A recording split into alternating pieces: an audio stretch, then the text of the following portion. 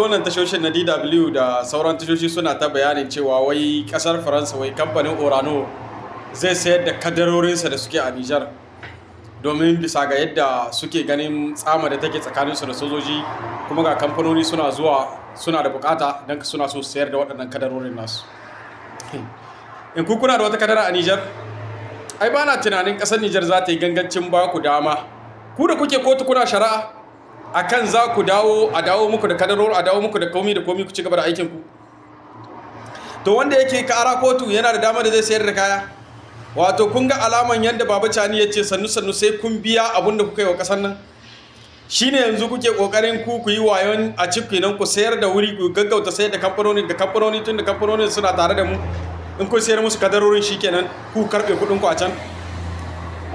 Ai na san gwamnati ba za ta yi wannan gangancin ba. Aje a ci gaba da shari'ar.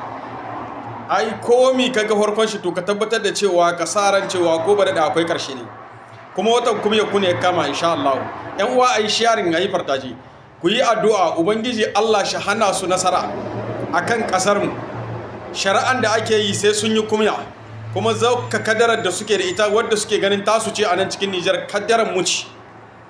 Domin ba abun da suka dauko nasu na kuɗi suka shigo da shi cikin kasar Nijar. Dukiyanmu aka sata, aka je aka juya, aka yi abin da ake so, aka sayo kayayyakin aiki, aka zo aka zuba a cikin kasar. Don ku duk abin da annan mallakar Nijar ne. Wala ko baturen Faransa annan ya kamata a ce ma mu kame shi sai an biya diya a hiddi shi.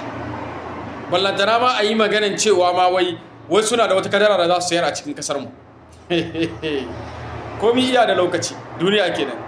Yau kasar Faransa ce take guduwa da kanta. Bayan sun yi turjiya sun ga turjin baya ci.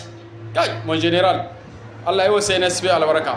Shugaban gwamnati da me yake da suna Premier Minister Lamini Jan, Allah ya biya, Allah ya ƙara basira da kwanya. Allah ya ƙara muku haƙuri da mu da kurakuran da mu muke yi.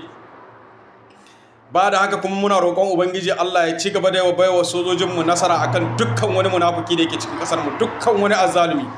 Ko daga wata ƙasa ko ina ne, ko a wace ƙasar duniya yake, ko a nan Afirka, ko baƙin bature, ko wani iri, Allah ka san su, Allah ka rugurguza su. Ubangiji Allah ka shiga tsakanin sojojinmu da dukkan wani azalumi, duk inda ya motsa Allah ka dora su bisa kansu su tarwatsa shi.